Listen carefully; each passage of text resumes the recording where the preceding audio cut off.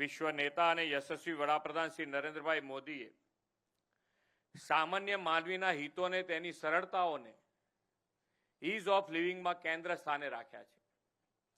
કોઈ પણ ભરતી પ્રક્રિયા હોય કે યોજનાઓના લાભ વિતરણ દરેકમાં ટ્રાન્સપરન્સી, લેસ હ્યુમન ઇન્ટરફિયરન્સ અને મેક્સિમમ ગવર્નન્સ, મિનિમમ ગવર્મેન્ટનો શાસન મંત્ર તેમણે અપનાવ્યો છે.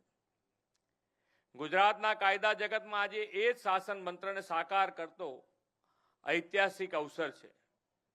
મને પણ જણાવતા આનંદ થાય છે કે 1960માં ગુજરાતની સ્થાપના પછી પહેલીવાર એક સાથે 1500થી વધુ વકીલોને નોટરી તરીકેની નિમણૂક પત્રો આજે એનાયત થવા જઈ રહ્યા છે.